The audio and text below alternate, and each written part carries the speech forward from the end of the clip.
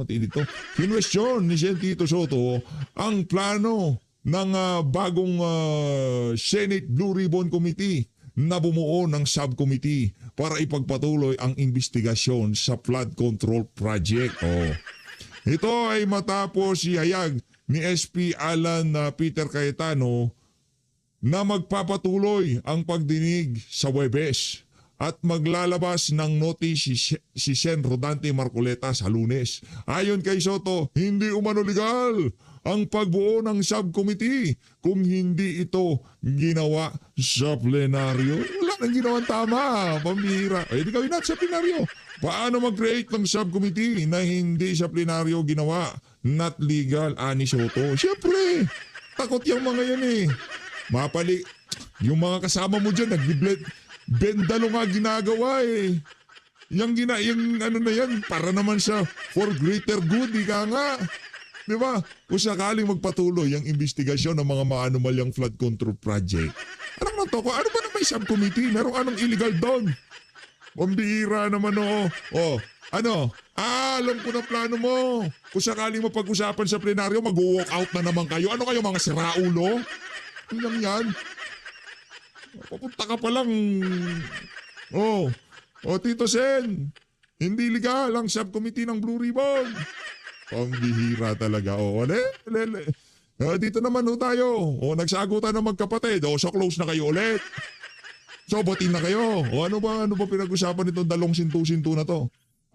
She should fire her staffer who give her that information. Naku, matindi yan. Ito ba yung no election sa 2028? Stop niya ang sisantehin niya. Ay, galit si Atsing. Galit itong si Ating. Yari kayo dito. Bangag, narinig mo ba yan?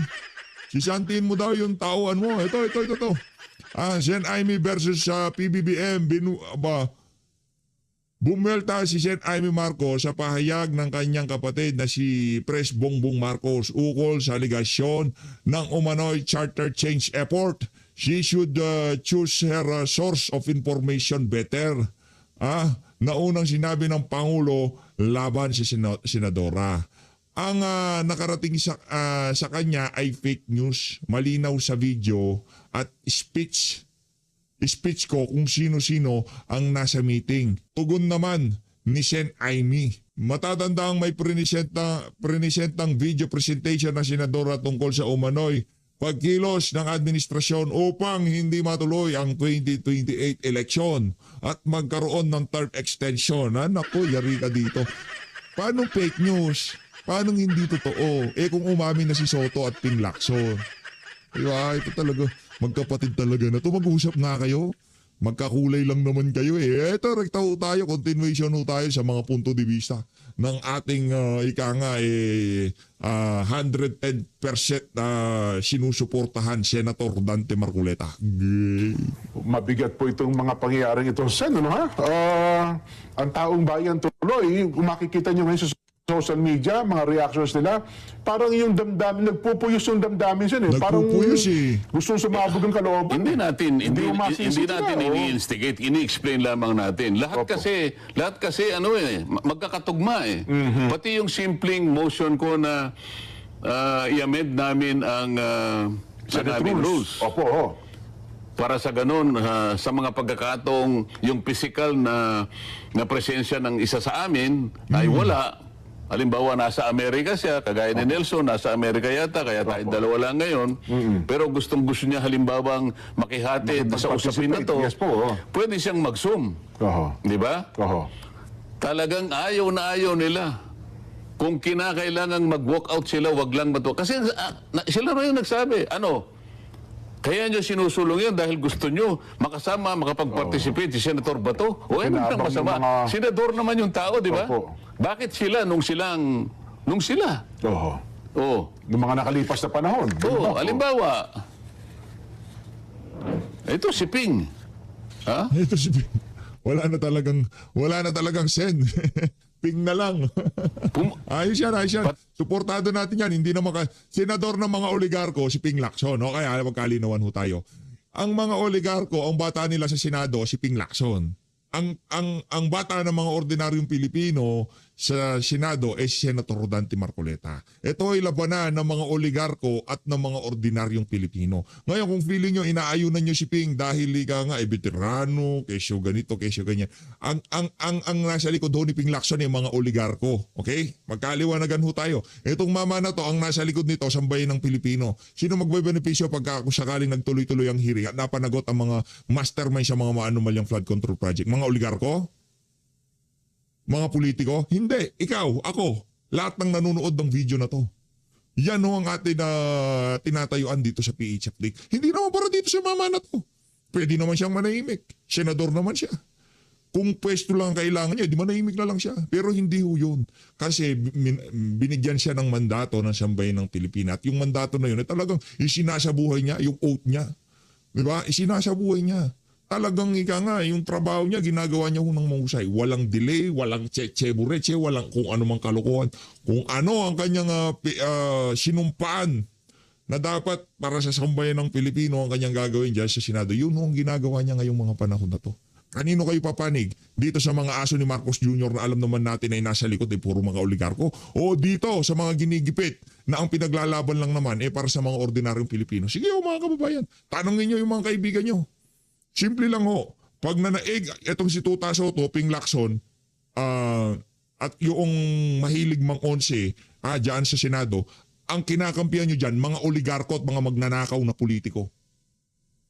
Bakit ko nasabi yan? Ba't mo nasabi ang PH? Hindi natin sinasabing magnanakaw yung 11 Ang sinasabi natin dito, pagka yung naratibo nilang nananaig ho ang kapakanan nitong mga magnanakaw na politiko na to. Ang gusto kasi nilang mangyari, walang hearing Tinengga partial committee report daw, pirmahan muna bago mag-hearing. Ano yun?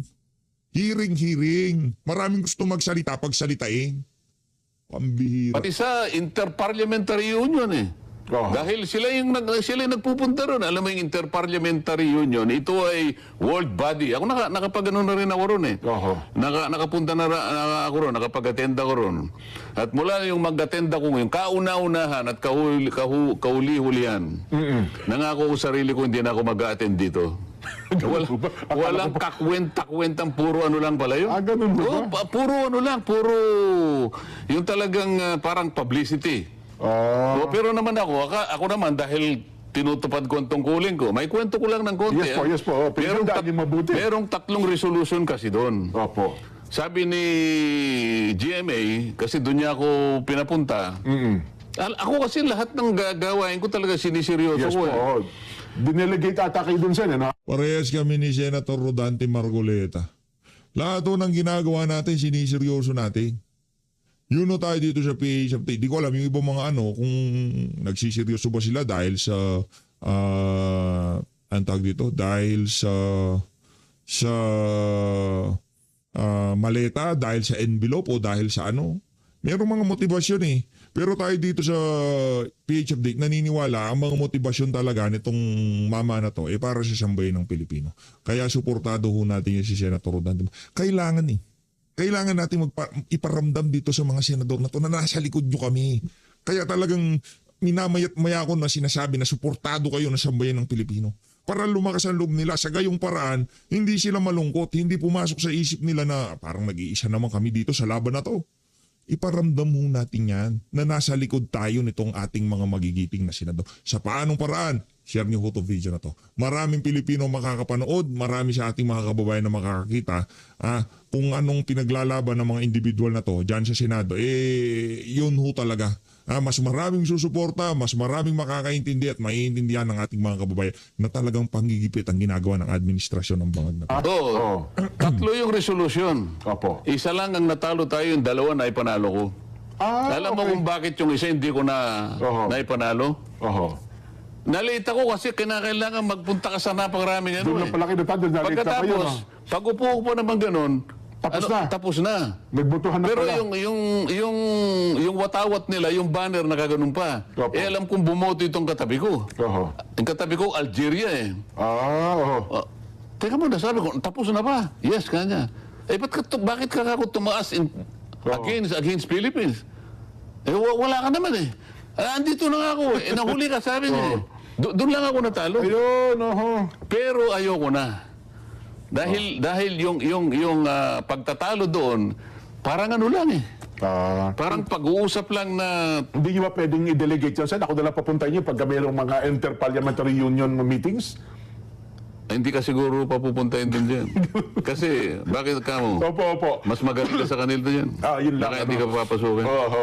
Saglit lang tayo, Sen. Magbe-break mo tayo. Tuloy. Binabanggit niyo po kanina, ngayon may mga aktibong senador, kasama niyo po ngayon sa Senado, na tila yata noon sa mga nakalipas na kongreso, ay sila mismo ang nagsusulong na magkaroon din po ng ganitong pagbahagi o participate ng mga kapwa nila senador na hindi makaka-attend sa mga pagdinig. Tama ka dyan. Yung binabanggit ko kanina, at bago tayo nag-break para sa mga advertisements natin, si Ping, ipinakikiusap niya na si Antonio Trillanes ay makadalo, makapag-participate, mamagitan lang ng teleconferencing Opo. dahil sa senador naman siya at importante naman ang kanyang pakikisama sa pagtalakay ng mga usapin. Nung time na yun, ng nakulong senador. ata si Trillanes, ano po? Nakakulong nga Yes eh. po, opo. Kaya nga nabanggit ko yung IPU, hanggang doon, ipinarating yun. Ngayon, kaya ko nabanggit lang yung IPU sapagkat yung pakiusap na yon, yung resolution na yon, Opo. umabot hanggang doon. Anong ibig ko sabihin? Talagang seryoso nilang ginawa na ipakiusap kahit nakakulong ang isang tao, makadalo man lamang siya kahit teleconferencing lang. Meron din naman nakiusap din kay Laila de Lima. Opo. Nakakulong din siya ron. Opo. At ang nakiusap naman doon, si Senator Kiko at saka si Senator Ontiveros. Opo. Sa mga tweets, sila, nauna nilang nakilala yung kahalagahan ng pagganap ng tungkulin ng isang senador kahit sa pamamagitan lang ng teleconferencing kung yung kanyang physical na presence ay hindi talaga magkakaroon ng katuparan dahil nakakulong ka nga o maring nandun ka sa isang lugar, ganon. Opo. So, noon sila okay lang. Pwede nilang ipakiusap yun, pwede nilang ilaban yun. Pero kung nung kami na, aba, ganun na lang ang kanilang pagtutol. Sukdo lang mag-walk out. At saka hindi lang karaniwang pagtutol. Opo. Kung kinakailangan magsipag-walk out sila para lang mawalan ng saysay yung aming ginagawa, ay nakita mo na kung asa ng, di ba double standard tong ganito? At meron pang yung unang may sinabi lang ako na wala namang kinalaman dun sa maring pag-attacking personal sa mga kasama ko. Dahil ang pinag-uusapan lang namin yung rules na kung saan yung pagtatalo napunta na lang doon sa dalawang section na aming pinag-uusapan. Yung section 24 at saka section 131. Opo. Sabi ko, nung humaba kasi tayo dito, tayo doon, pinipilit ng hindi kailangan tayo sa Committee on Rules. Opo. Sabi naman nung isa, hindi kaya nga nandito na si SP, siya na ngayon tumayo para ipakiusap sa atin if we can take up this issue in plenary today. Ayun. Kasi wala pa nga committee on rules eh. Alam mo, Jen, tinitingnan ko sila eh. Dapat doon lang nakita na yung katwiran na dapat wag na silang magreklamo. Bakit ka mo? Kung sila'y matagal na sa Senado, lalong-lalo na yung tumagal at tumanda na dyan, hindi ba nila alam, Jen, na yung plenaryo, yung floor, is the highest governing body? Yes. Ang ibig sabihin, kaya niyang i-override kahit ano yung nangyayari sa mga committees. Yes. Ang totoo niyan, kapag pinagkaisahan namin na isuspende yung rules, magagawa namin because it is a plenary action. Sabi ko, nagtataka ako, ba't hindi nila makuha yun? Matagal na sila rito. Ako naman isa lang ako doon sa mga ngayon lang napunta ron. Pero naintindihan ko, yung parliamentary practice. Di ba? Ngayon, tayo dito, tayo doon. Pinipilit nila yung Section 24. So, namagitan na rin ako. Sabi ko, ganito po yan.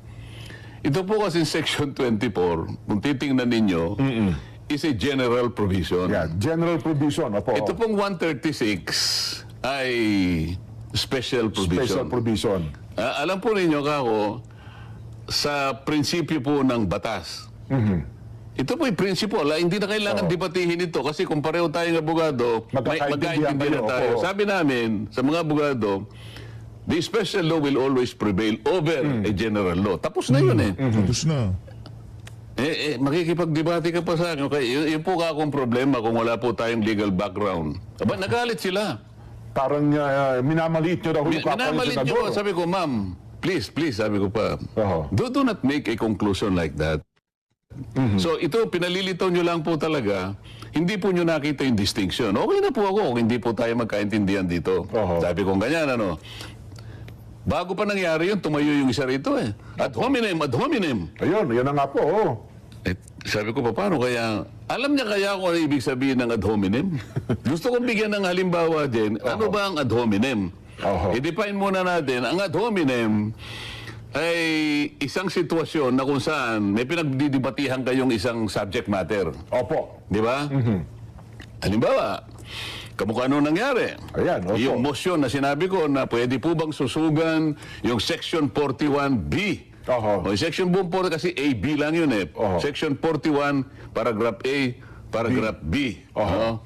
So sabi ko, dadagdagan ko sana ng paragraph C. Letter. Oh, yes po. Oh. O di, ang pinag-uusapan namin ay yung aking motion na sususugan yung Section 41 ng aming Senate Rules. Yun ang subject matter. Pero wala po akong pinagsabihan na, ikaw ganito ka, ikaw ganito. Wala pong ganon. Ang sinabi ko lang, sabi ko, pag ganuhin po natin, nagkakahirapan po tayo kasi po, yung iba po walang legal background. I am articulating a statement of fact. Yes po. Wala po akong sinasabihan. Itong isa, ad hominem ng ad hominem. Ang ad hominem kasi, Jen, imbes na yung pag-usapan natin, yung subject matter, pinagtitira mo yung kalaban mo. Pinersonal mo siya. Na may Yes po. personal ka. Ayun ay malayo sa aking ginawa. Alam po nila yon. Makikita naman nila sa mga video. Ngayon, magbigay tayo ng example ng ad hominem. Opo. Kung naghanda na yung pinahanda kay Director, kung pwede nating pagawa ngayon para sa mga kababayan Ipapakasitan natin. Ipapanood ba natin? Sige nga po. Kung, Naku, ito na yung mga ad hominem. Naku, ito. kung po pwedeng ipanoorin na natin direct, kung, Panoorin kung natin yan okay na direct. yung Yung video. inihanda ni Pogi. Ayan. Oho. Meron ba? Para i-example na, ipanood natin sa kanila, Sen. Ito ho, lantarang ad hominem po ata ito. Example, ayan. Yan, oo. Oh. Paulit-ulit Ikaw na magbasa. Paulit-ulit na sinasabi na ito ang batas. Pero itong dalawang ito, ang tinutukoy po yung Senador Ontiveros sa Trillanes, Oo. pinagpipilitan yung kanilang opinion. At sino yung nagsasalita? Senador Erwin Tulfo po. Yan, Oo, yan. sino yung Yan. sinasabihan? Senadora Risa Ontiveros po. Oo. Trillanes, oh. Pinagpipilitan yung kanilang opinion na opinion ng ipis. Naku, yun ang ad hominem. Ito pala mahiling mag-ad hominem. Itong ano na to, Eric Sylvester na to. Sabi ko naman sa'yo, Eric, dapat tumakbo ka ng pagkasenador sa Amerika, di sa Pilipinas eh. Pambihira. Ipis. Tanging itong dalawang senador lamang na ito ang walang kinalaman sa paggawa ng batas.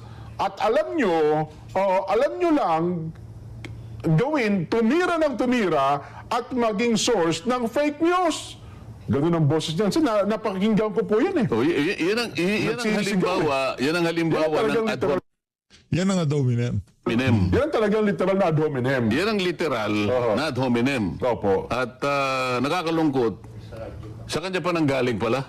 Oho. Di ba? Ako ba nagsabi ako ng gano'n? Hindi. Ako ay gustong tumulong sa ikatatapos ng aming pinagtatalunan. So I offer some kind of help na sana maintindihan nila. Oho. Oh. And, hindi ako nagtagumpay kasi hindi nila maintindihan dahil wala nga siyang legal background. Ngayon, daming Kinuha, nag-trigger sa kanila yun. ang dami namang mga abogado, lalo na yung mga pulpul na abogado na Opo. ayun, nagpilit merong nagpalitrato doon sa library yata, punong-puno na libro ng mga yung background niya puro legal books. Opo. O yan, kanya may legal background na ako. Alam mo, Jen, ito mga ganito, hindi nakatutulong para linawin ang isang napakasimpleng bagay eh. Hindi ba? Yes po. Sinabi ko lang na ito po ang ano pa baka makatulong po iwasan na po natin itong bahagi na ito kung tatanggapin po ninyo itong prinsipyong ito na sa batas po ay nangyayari. Hindi ka ganito. Ay, wala na po ako magagawa. Hindi po tayo magkakaintindi. Kaya pa nung tumindig si SP Alan, nung pagkatapos magsalita, meron daw niya kasi mga lingwahe, kayo mga abogado na kayo nagkakaintindihan, at saka lingwahe ng mga hindi abogado na hindi nyo naintindihan. Hindi, meron May mga ganun meron pala. nga sa amin, sila nga yung gustong-gustong magsalita dyan eh. Well, tama kayo. Merong magsasabi dyan, res ipsa loquitur, sabi niya. Ay, Sila po yung nag-ano eh. Pero, Latin yan, oh. pero ako hindi ako kumikibo eh. Oho. Sila yung nagsisimula eh. At saka gumagamit pa sila ng pagka nag-privilege speech yun dyan, ano? Oho. Lo and behold, ganyan eh. Kung napanood mo yung Ten Commandments dyan, Oho. parang nakita mo si Moses na nakaharap sa Nile River. Yung Dagat na pula. ewan ko, dagat na pula yata Dagat na yun, pula, ano? opo. Lo and behold, mga ganyan. Ano? Kaya, Mr. Speaker, for the life of me. Ganyan, ano? Oo. Talaga, napakahilig nilang gumawa. Sila yung mismo gano'n. For the life of me, Mr. Speaker. Pray tell, Mr. Speaker, pray tell. Oho. Ayoko nang anuhin yun. Baka naman sabihin nila. Pero silang nagsasabi nun. Ako dyan, simple lang. Hindi ko sinasabing pray tell. Ang sasabihin ko lang, Mr. Speaker, can you explain? Yun lang, kasi ibig lang sabihin, explain eh. Opo. Pero hindi sila talagang gumagamit sila talagang... Meron dyan, sabi nitong si Erwin Tulfo. Si Erwin Tulfo nagsasalita dito. Pag ikaw nasa Senado, ikaw ay gumagawa ng batas. Think, di ho ba? Pinapaswelduhan po namin kayo para mag-isip, hindi para magngak-ngak at magdaldal. Pambihira pala mag-ad hominem itong si ano. Think, matindi pala itong si Eric Silvester.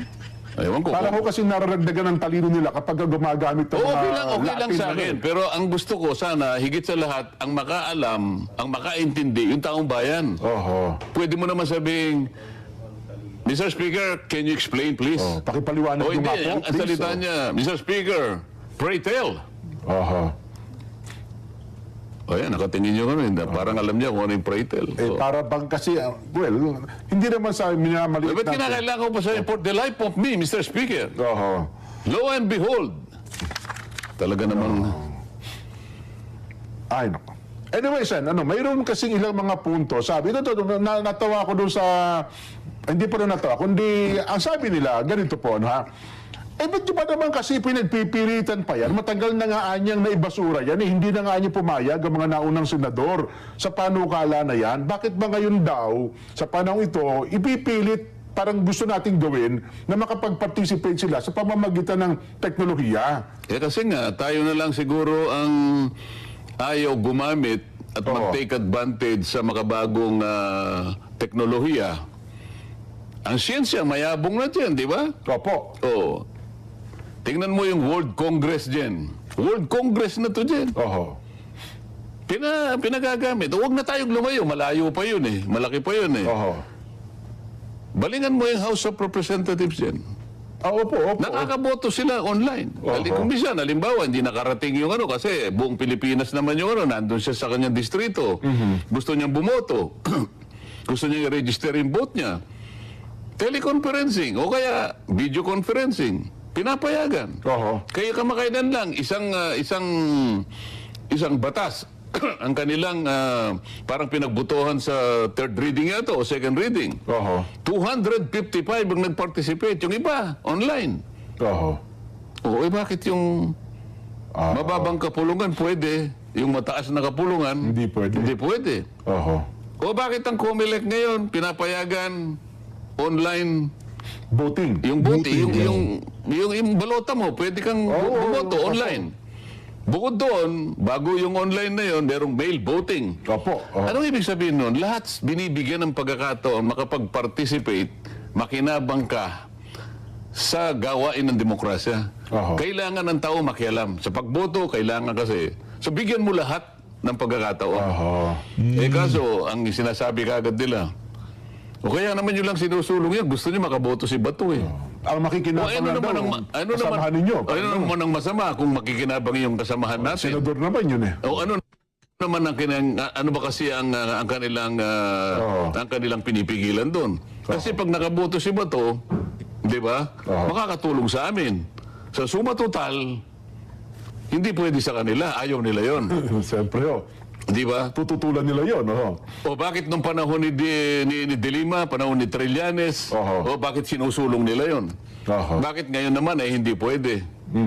So kailangan malaman po ng tao lahat ito. Para sa ganun, kayo po ang magpasya din. Kung tama ang ginagawa nila, ayun, bigla po silang umalis. Tama ba yung ginawa nila dyan sa palagay mo? Parang immature nga yun siya, no? Hindi... Paano yun? Halimbawa, kung napakaraming bang kabataan, halimbawa, merong subject na sa mga eskwela. O kanya, class, para makita niyo ang akto na nangyayari sa Senado, ang ating subject matter ngayon ay tingnan natin ang kanilang proceeding. Ano? Nako. Pagkatapos yun ang nakita, merong magtatanong sigurado, lalo na yung mapagtanong ng mga kabataan dyan. Lalo na ikaw, nung bata ka, tanong kaya palagi kang nakukurot ng teacher. Nako, talaga na mapipilitan Ma'am, ano po ba yung... Bakit po nagsialisan ng ganun? Ano sa palagi mo ang sasabihin ng teacher dyan? Baka sabihin, ilipat nyo. Huwag naman dyan. Mag-iba tayo ng channel. Baka Hindi siya magpapaliwanag doon kasi... hindi pa malinaw Hindi niya pwedeng anuhin kasi nakita ng mga bata di ba? Hindi ka naman pwedeng magsinungaling sa mga bata. Yun ay tuntunin, very basic yun. Nako. Malalagay pa ngayon sa alanganin. Ang mga bata ngayon, malilito. Akala ko po panonoorin natin. Ipaliwanag po ninyo ano nangyari. Bakit po sila umalis? Yun po ba'y gawain po ng Senado? Wala. Hindi ko alam, baka hindi makasagot yung teacher sa ganong pagkakataon. Nako, gusto niyo ba makita? Meron pa rin mga sample ng mga itong ad hominem talaga. Ad hominem. Ad hominem. Ipakita pa natin. Ito ang talagang literal na sabi ko, ad hominem talaga ito. Direct, ipakita pa natin. Yan. Ayan. Ito naman, ang kino-quote dito, Senator Elwin uli, sang-ayon po ko kay Tatay Diggs na si Kiko Pangilinan na yata ang Pinaka bobong. Bobong. Ad hominem yan eh. Ano ba naman to si Erwin? Pinaka bobong, abogado, sa balat ng lupa. Ad hominem. Ahin mo, ad hominem Oo nga pala, hindi sa akin galing, ad hominem. Sabi niya, si Kiko Pangilinan na yata ang pinakabobong abogado sa balat ng lupa. Kumpletuhin natin. Alam mo kung... Kasi yung sa social media, yan kasi mainstream media, naiintindihan ko naman kung bakit tinutut nitong si Sir Jen. Mainstream media target market niyan, di ba? Target viewers niyan. Ngayon, sa mainstream media, medyo nagpapaka-conservative yung galawan dyan. Pero sa social media, nakikita ng tao pagka pegi ka. Pagka pegi ka, may kalalagyan ka sigurado. Bakit ko lang pinaano yun? Opo. Hindi para kay Senator Kiko yun. Para lang malaman ng tao na pareho na sila ngayon sa minority. Magkakampi na sila ngayon, magkasama na. Hindi mo pwedeng balikan yung pinagsasabi mo sa mga kasama mo. Pagkatapos sasabihin mo na ako wala naman ako sinabing masama, ako pa yung nag-a-ad hominem, ikaw ngayon pinagsasabi mo. Yan ang pinakamabuting halimbawa ng ad hominem. Yan talaga. At ngayon, nakisama ka pa sa kanila. Hindi ko malaman kung paano nangyari yan Bagamat baka sabihin katwiran, hindi pa ako senador nung panahon na yan Walang pinag-iba yan? Walang pinag-iba yan? Wala na bang iba? Meron pa. Meron pa. Sige. Basahin natin. Madami yan. Yan. Baka naman inaprubahan ng mga kasama ni Kiko Pangilinan mga sandabukal din ng mga pulpol na senador. Ad hominem na naman yan. Ito talagang si Erwin Tulfo. Yan ang mga banat mo. Ad hominem yan. Yung mga pinagtatanggol mo, ngayon naman, yung mga binabanatan mo dati, ngayon naman ginudiyos mo. Yan ang problema pagkakasama ka sa maletagang. Example, ito kung paano mo sasabihin ang isang bagay. Diyan alam mo, siguro makakapagsalita ka ng isang bagay na halos ayaw mong sabihin kung galit na galit ka na. Ay, opo, Yan, totoo yan. yan. Yung, Totoo yung yan. punto na talagang sasabog ka na eh. Oo. Ano? O kaya naman, wala ka ng magagamit na ibang talata o ibang salita sa diksyonaryo, Oo. kaya napilitan ka na doon. Nagagamitin Ibig yung sabihin, mga ganung mga salita, hindi no? basta-basta na gumagawa ka ng ganyan eh. Oho. Yung pagpipigil, yung kabutihang asal, palaging nasa atin yun dyan eh. Ay, opo naman. Opo naman. Hindi ka basta-basta magbibitaw ng ganong klaseng mga pananalita, kagaya ng binasa mo, Oho. kung yung pagkatao mo ay ganap. Di ba? Oho. Magmula sa pagiging bata mo hanggang sa lumagay ka sa katayo na yan, dapat Oho. ay marami kang dinaanan para sa ganun ay mapigilan mo sarili mo na magsalita ka ng mga bagay na ganun. Oho. Kahit pa, galit pa, kahit pa sa anong sitwasyon, hindi mo dapat sabihin yun. Ano? O lalo ngayon. Lalo. Paano ngayon kung tanungin siya? Oho. I-reconcile mo nga yung sinasabi mo ngayon Oo. at saka yung pinilit mo pang sumingit habang nagsasalita ako. Oho. Sino ngayon ang nagsasalita ng ad hominem? Mabuti na lang nakakuha kayo. Meron pa ba? Meron pa yata. Meron pa ba? O, sige nga. O. Pag ikaw nasa Senado, Ayan. ikaw ay gumagawa ng batas. Think, di ho ba? Pinapasweldohan po namin kayo para mag-isip, hindi para magnaknak at magdaldal. Masakit ang mga salita mo. Masakit. Oo. Yan talaga, ad hominem yan eh.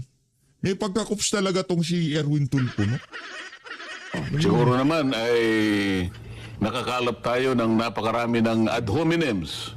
Yan ang mga halimbawa. po na mga kababayan, halimbawa lang po ito na ipinakikita namin, huwag po ninyong gagayahin. mga Wag, kababayan. opo, Wag. po yun. Wag yan. Wag yung gagayahin niya, mga kababayan. Po ninyong gagayahin. At alam po naman namin na hindi nyo gagayahin. Yan. Pinakita lang namin kung paanong siya mismo na tumayo na ad hominem na siyang ad hominem, pero siya po ang pinanggalingan ng maraming ad hominem.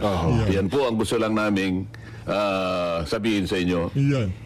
Ako, Sen, kasi basa ko ng sitwasyon na yun, para naghanap lang sila ng dahilan para mag-walk out. Parang pinlano talaga ata nila, no? Bago pa lang ata yun, para maghanap tayo ng chance, timing, para makapag-walk out sa pagkakataon. No, pero itanong mo sa akin yung ano bang epekto nun? Ay, pag-walk out nila. Ano nga po ba ang naging epekto nun? Nagtagumpay ho ba Hindi, sila? katulad ng halimbawa, pinagalimbawa natin kanina, merong isang classroom ng mga estudyanteng nakapako yung tingin nila sapagkat ang pagkakaalam ng teacher, ito'y kailangan nating igalang ito. Opo. I-emulate natin itong mga taong ito sapagkat sila'y tinatagurian nating mga honorables. Opo. Yan ay ibinoto ng taong bayan. Yan ang maglilingkod sa atin. Opo. Kaya pakinggan ninyo ang kanilang mga sinasabi, pati yung kanilang pamamaraan ng pagsasalita, ano? At yung kanilang decorum. Yan, opo. Marami po kayong matututunan dyan. Oho. Pagkatapos nagsigawan at sila'y lumabas. Oho. Anong halimbawa ang ibibigay mo Oho. sa mga bata? Oho. Oh. Eh, mukhang bad example po yun. Hindi magandang halimbawa yun, sir. Oo. Pero nagsimula kami dyan, ha? Nakita mo naman, May 11, nauna kong ipinropose yung amendment. Oho. Ang usapan nga, i-repair sa Committee on Rules. Nagkataon naman kasi na nag-organize pa lang sapagkat, di ba, we declared all positions vacant including the chairmanships of the committee. Yes po. Ngayon, sabi nila, wala pa naman committee, paano ngayon ganyan-ganyan? Kaya nga po ni Alan Cayetano, ako na po ang nagmo-motion ngayon, i-take up na lang po natin dito sa committee. Oho. Dito sa plenary. Oho. Sa committee kasi dyan, karaniwan, ito sa pag-attend ko ng committee, ando ng chairman, commission may kasama siya, 2, commission naman isa lang. Minsan nga tatawagan ako Opo. Sendante, pwede bang bumaba ka rito? makapagano, Yung mga kaibigan natin. Oho. Hindi ko ma-start ito, wala akong quorum Tama naman yun. Bumaba ka lang rito, tulungan mo lang ako para sa quorum. Quorum lang Opo. O sige ka ako, pero kung mo nandun na ako, magpa-participate na ako. Eh, siyempre naman, oho. Hindi pa ako nakakatagal, boss. puntaan mo rin ako dito, malapit lang yung ano, wala rin akong quorum. Oho. Sa mga katwid, ang gusto ko sabihin, sa committee, pangkaraniwan, 2-3 lang ang nandun. Opo. Samantalang ito, plenary ito, nandun kami, halos lahat nandun kami. 23 po kayo noong pagkakataon na Oo, yun. sabi ni Alan, SP Alan, Opo. dito na po natin pag-usapan. Oho. Bakit nagalit lahat? Hindi po ba kayo nakahanda makipag-usap, makipagdebate sa amin? Kaya nang pinipilit ko sabihin, bakit po ayaw yung pag-usapan natin? Oh, kumbaga ganda naman pala ang Oo, puntos sumagot dun eh. ka agad ito. Oh. Why are you very in a hurry? Ano ganun? Yan, Ano? oo. O, iba pa yung Amerikano Islam. eh. Amerikano yung accent, di ba? Amerikano yan eh. Oho. You're very in a hurry. Yeah. Para daw nagbamadali kayo. Kasi daw, Hindi ba, pagka naman impeachment, hindi ba sinabi ng Constitution, forthwith? Hindi naman, batayin yung madaliin. Ganun na naman sila eh. Oho. Pero ito, binamadali namin, nagagalit. Oho. Pagka impeachment, forthwith. Oh. O, sala sa init, sala sa lamig eh. Oho. Kapapano ang kanilang paniwala, gagamitin ni Bato. Gagamitin ni Jinggoy kung sakasakali, gagamitin ko pag makulong kami lahat. Palagay mo nang ganun nga intensyon namin. Palagay mo lang. Oho. Bakit masakit ang loob nyo? Pareho naman kaya namin kayong senador. Totoo naman. Hindi, sagutin ninyo, bakit masakit naman ang loob nyo? Kung nagamit ba namin, hindi ba kayo masaya? Oo, masaya kami kasi kahit nandyan kayo, nakakasama pa rin namin kayo sa pagtalakay ng magagandang mga panukalang batas na alam naman natin na para sa ating minamahal ng mga kababayan. Di ba dapat ganun ang sagot? Hindi. Pero parang Bakit? hindi sila masaya. Pagkagamit mo ba kay ganyan? Kaya ba ninyo minamadali dahil alam nyo, meron nang ikukulong sa inyo? Oho. Isipin mo klase pangangatwiran yan. Halatang halata eh. Oho. Ayaw Pero nila sa kasing- totoo lang, mabait lang kami. Alam mo kung bakit? O bakit po? Kung pinaresto namin, nasa ano namin nasa rule namin. Nasa rules yung nga po pala. Ayaw lang namin yung yung humaba lang ang Magiging usapan. confrontational pa eh. Tama din naman, ano? Oo. At least malumanay din naman si SP Alan, you know? Oo, maluman. Ano yun eh. Kung pinag-uusapan siguro, kung nakaklase ko sa Harvard, Opo. meron kami subject dun The Art of Negotiation. Baka personal si Alan dun eh. Ganun, no? Talaga negosyador pala si Alan, ano? O yan, ganun naman dapat. As the President of the Senate, hindi lang naman yung majority ang Totoo po inaalala naman, mo. opo. Pati minority, lahat yan talaga. Opo. Presidente ka ng buong Senado, so extend mo rin yung kamay mo sa minority. Hindi lang naman, makiling ka, majority tayo. Pero huwag mo rin silang pababayaan. Ganun naman yung Sa Presidente ng Kamarasan, di ba Senado. nung naging SDML kayo, ganun din naman eh. Di ba yung mga makabayan black na, kinakaibigan yun eh. Kasi parte ng deliberasyon yun eh. Di ba? Oo, lahat naman sila, magmula kay Saturo Campos, Ayan, opo. Christine, si Lisa Masa, Yan, mga oo. kaibigan, si Teddy Casino, Oho. si Ka Beltran. Puro kaibigan ko yung mga yun eh. Oho.